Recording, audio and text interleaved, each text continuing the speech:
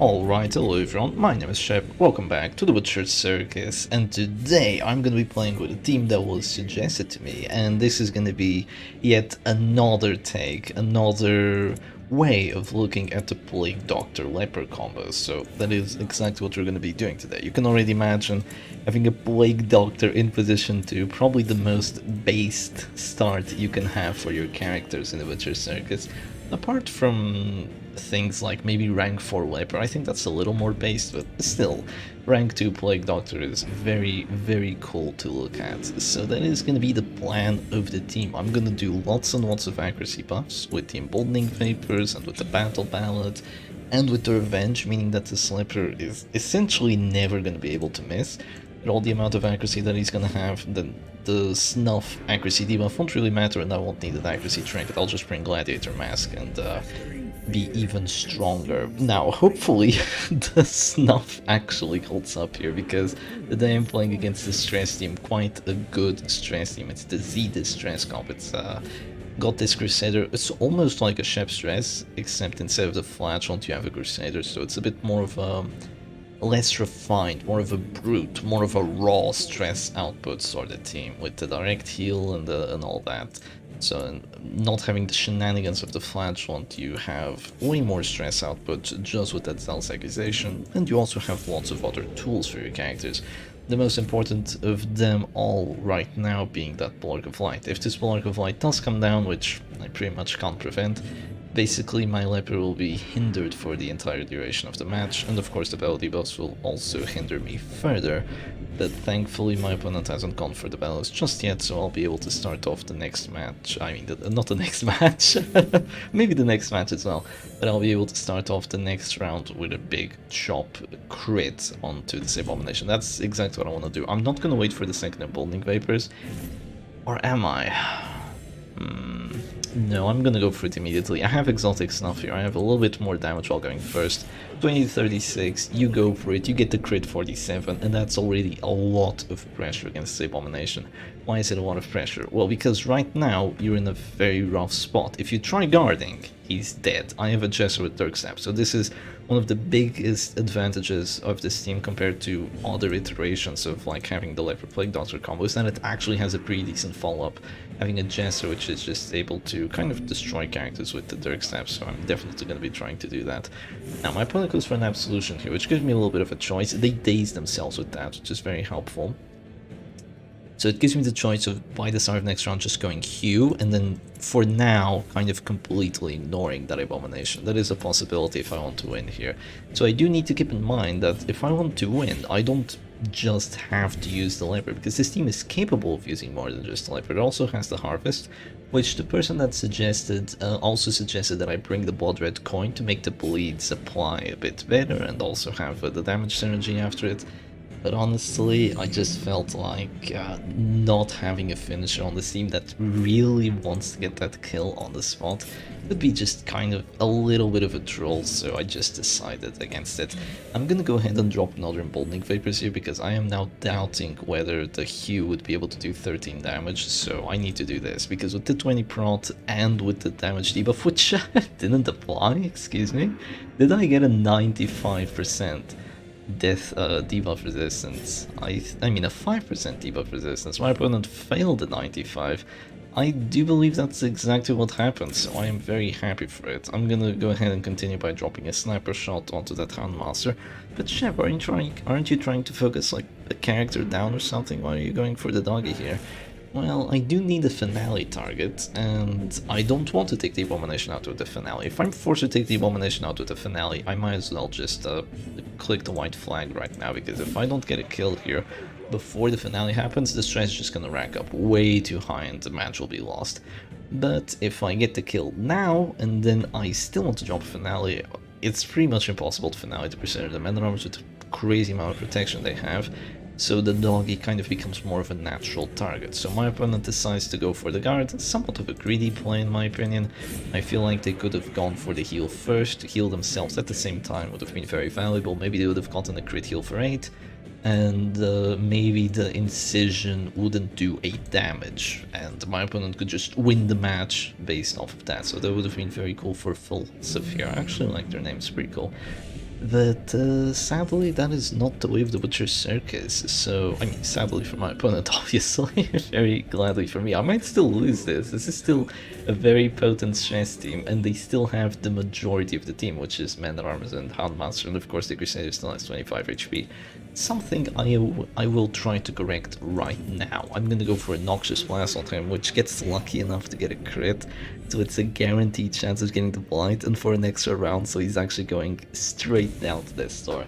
I'm gonna have to say, I was kind of scared for this team not having enough damage output, but goddamn, it's kind of shredding this stress team. It really is. It's kind of shredding it. I have 3 damage buffs over there. I'm gonna go for this. That's way more than enough to get the finale.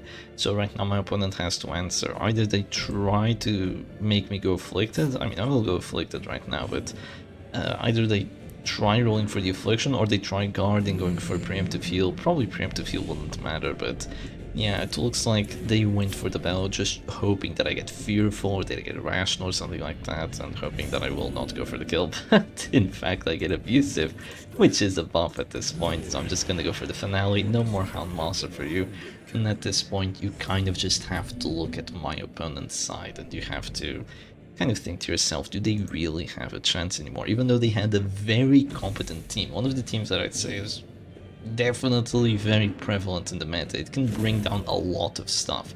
Like the Oppressive Vest I was playing the other day, that team just gets completely bodied by this. So very cool that this team is actually working out relatively well so far. And I'm actually going to go ahead and drop a flare here just to get rid of those damage debuffs. And I'll bring the Crusader immediately down to 0. I know he's already dropping down to 0, but if I make him go down faster, then all the better, right? Or do I want to go for that? 12 to 22, I could just go for the chop there. It's a weird decision to make, but I'll just try to bring to take him out immediately. Really, nothing wrong with just going for the 25 death blow here. I don't have a confirmed death blow or anything of the likes, and if my opponent spends one of their precious turns healing after this, everything will be perfectly okay. And of course, if I get the kill right now, my opponent's chance of victory is going to be even worse.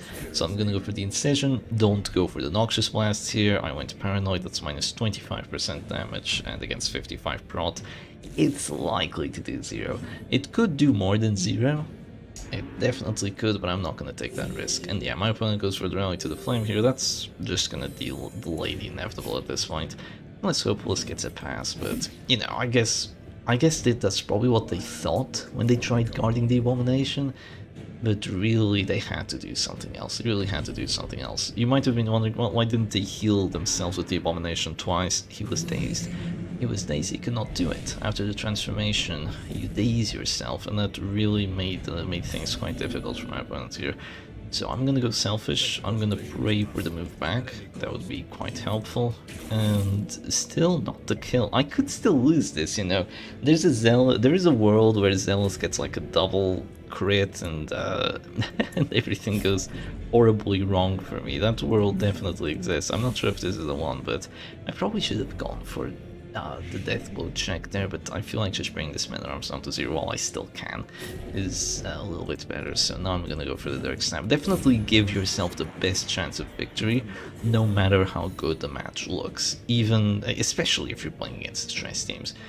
Because, I mean, I have 4 characters, I have an Arbalest that can heal, right, but all it would take is like one explosive Zealous, and, you know, my Leper is definitely dead, my Plague Doctor would be almost dead. All it would have to take is a Paranoid going for, like, I don't know, like an incision on the corpse, which at this point there isn't.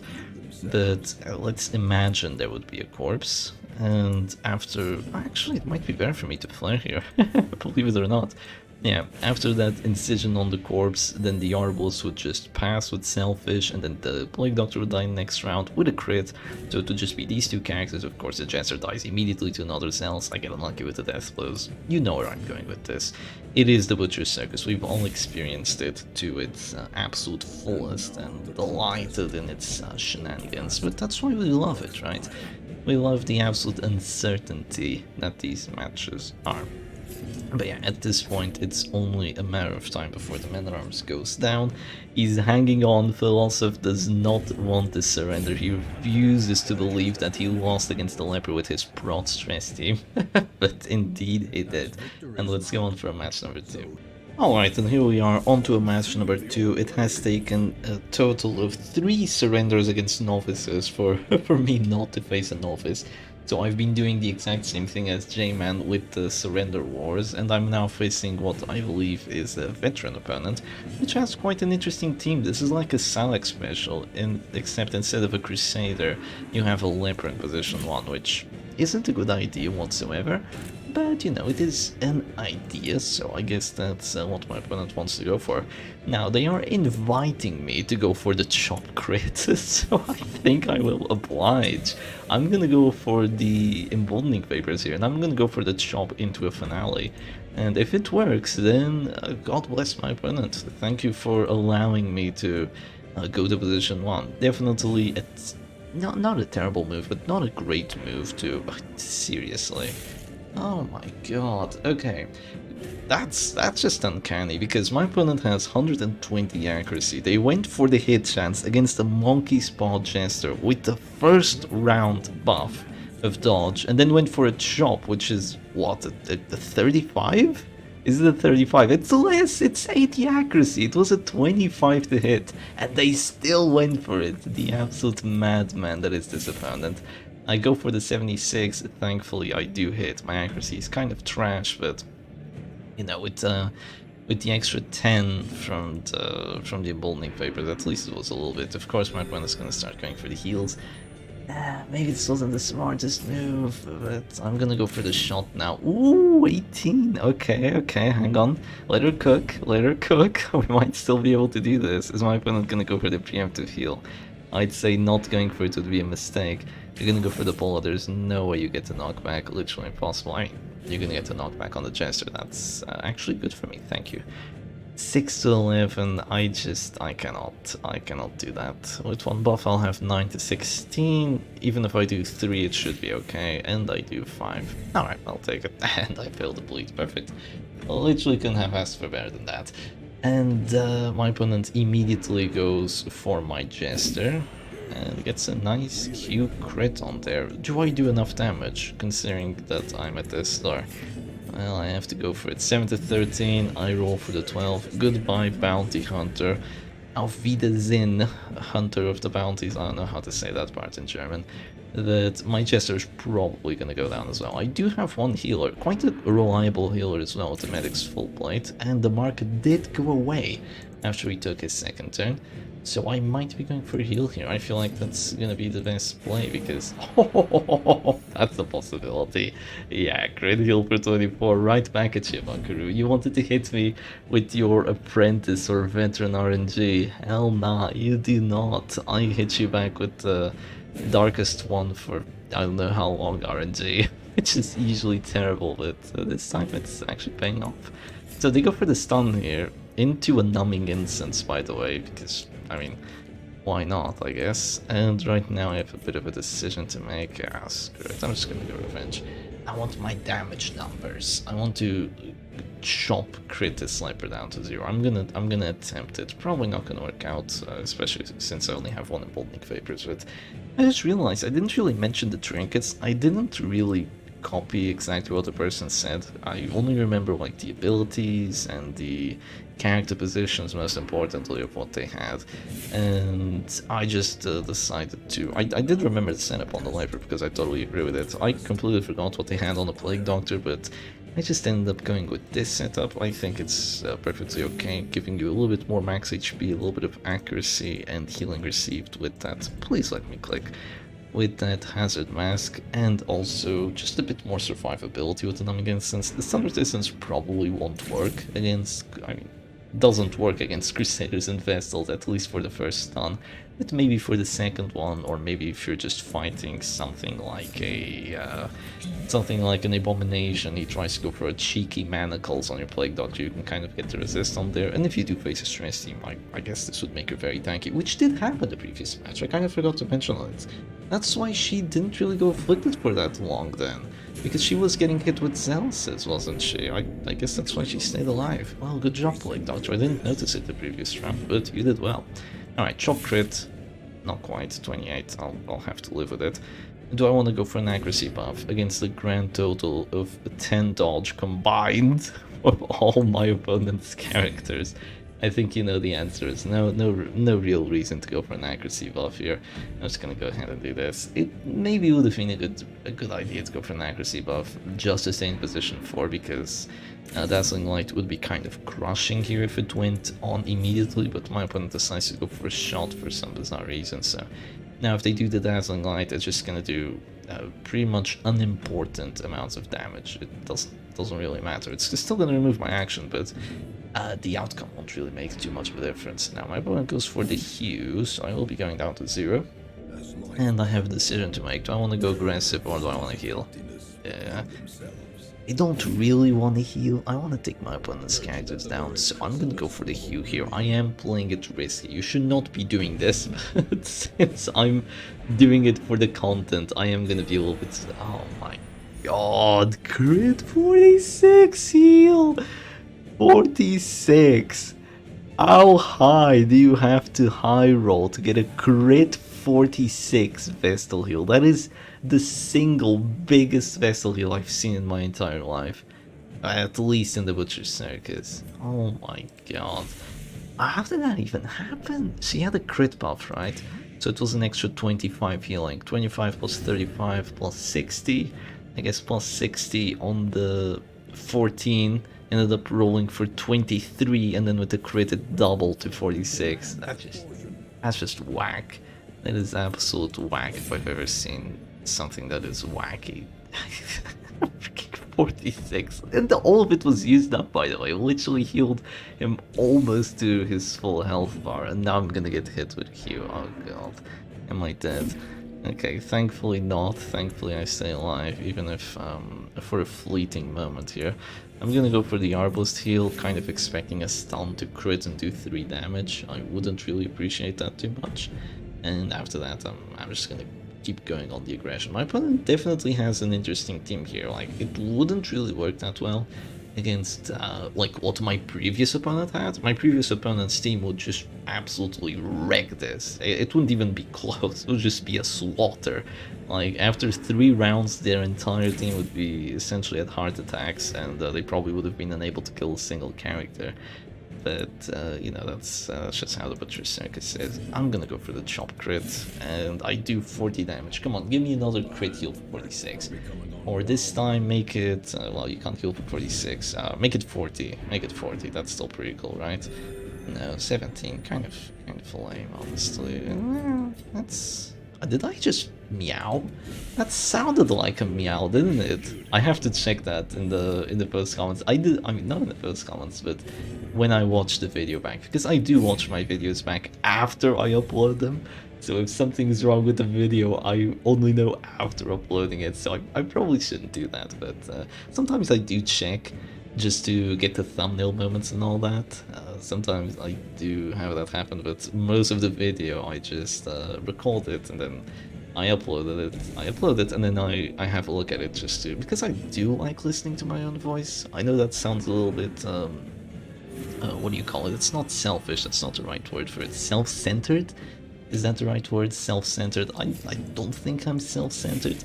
I just like listening to my own voice, like I like listening to my brother's voice, you know, that's kind of just how it is. I think it's soothing, and I like listening to myself rage at all the specific moments, which after which I remember them, and I remember, yeah, I had a pretty good reason to be angry at that. So yeah, and I feel like I meowed there. It wasn't really on purpose, I will tell you that much. I am a doggy, I am not a cat. I am absolutely not a cat. But yeah, getting back to the match, the LEPER is just really not enjoying himself today, because having a character advantage here is, you know, definitely an advantage. And my opponent is finding themselves in a hard place. They're between a rock and a hard place here, because every time they click the LEPER, they just have to heal him again, which obviously doesn't really work too well in the long run when you have 3 actions. I have 4, and 2 of my actions are also healers. So kind of rough. Of course, the Jester is really not doing too much. right now with the Dark Stab, but you know, he's there, and once my opponent's heals run out, or once they can't really heal as effectively anymore, the Jester will be there to punish it and just go for that juicy Dark Stab. And indeed, my opponent decides, you know what, I've just about had it up to here with all these healing shenanigans, I'm gonna go aggressive, and so will I. I will take your LEPER, and you will take my LEPER. No, you will just surrender. Alright, so be it. On to match number 3 we go. Let's see who's gonna win the Surrender Wars, and it's Shepherd Doggy. I wonder if I face J-Man and I try to win the Surrender Wars, who would actually win, but probably J-Man, he's more used to doing it, he's been doing it for way longer, but on to the actual match we go. Alright, and here we go on to a match number 3, and why is it that the darkest opponents always have the worst freaking names? I have no idea why, but this is this very close to the Lunge Grave Robber team, or is this the Lunge Grave Robber team? Oh my god, 25? Oh, I'm freaking dead already. Okay, I can't click and go for revenge here. Yeah, if I do that, I'm just dead. Okay, off to a wonderful start. That 25, okay. How much freaking damage was that? I mean, Duelist Pistol plus 30 plus 50 here, so yeah, plus 80. Goes for the lunge now, 16. Okay, they have enough. They have enough to drop the finale.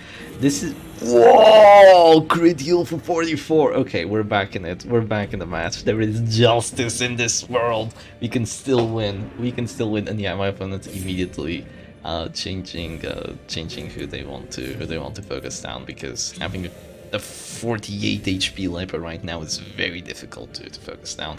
Now that they've already exhausted PBS and the launch, so they're gonna go for my Plague Doctor instead. They miss! Oh, this stupid Arbalist. Why do you have a defensive Arbalist on a purely aggressive team? I have no idea what the reasoning behind that was, but I'm gonna go for preemptive heal here. Usually not the best play to go for preemptive heals, but I feel like I kind of have to. I'm about to sneeze, I'm sorry. Okay. It didn't really come, but here goes the Duelist Advance. Oh, jeez, freaking sneeze. Do you know that sneeze that's like ongoing and it never really comes, but it just stays there? And it's extremely infuriating. Yeah, that's what I was having right there. I have no idea why I was about to sneeze either, but... Well, so be it. My opponent has realized they can't win me through the damage choice, so now they're trying to win through the... through IRL damage, I suppose. Well, I'm gonna go for another preemptive heal here, because I really don't want to lose my Plague Doctor. Might have been a misplay, because now they might Sniper Shot crit me for... It will crit for 26. Not without piercing coil, and yeah, they heal for about as much as I deal damage, and they can definitely finale me here, which I would be sad about, but such is the way of the Butcher's Circus. Do I have time to go revenge? No! I go for the chop instead. I feel like I don't have time to go revenge, honestly. This team is so freaking aggressive. If I blink for a second, my characters drop down to 0. I have to go aggressive now. I have to chop into a Dark Snap, go for the kill. My opponent takes the Plague Doctor with the finale, but we all know what her name usually is. Embold Vapors twice and dies. That's usually her name. I go for the Dark Snap here, and voila! I get a kill on that Grave Robber without dropping the finale, which is very freaking helpful. Now my opponent's defensive setup might make a little bit more sense, because their Medic's full plate will definitely be helping, but ooh, they hit that. 66 to hit, by the way, and they do take it. Well, before my opponent gets any sort of extra damage onto that Higher Man, I'm gonna, you know, before they use a Vendetta or something of the likes, I'm just gonna go for a big chop right there, and you already use your healing turn. Your team might be very aggressive, so is mine. I don't have a lot of tools for defense, but neither do you, and you surrender. Why? Why does my opponent surrender? Because the match is over. Here's what's gonna happen. I finale, I go to rank 4, you can't hit me, I start healing with my Arbals, and we have an Arbals 1v1, and then our Lepers 1v1, but LEPER against Jester that's already dropped the finale. I mean, LEPER with 2 Emboldening Vapors buffs, who do you think is gonna win, right? It's obviously gonna be the king of the Butcher Circus. So, the Kaiser King. Anyway, hope you all enjoyed today's video. Thank you very much, person, for the suggestion. I can never remember someone's names after they suggested team. I am very sorry. It ain't personal, kiddo. And I'll see you again another time. Cheers.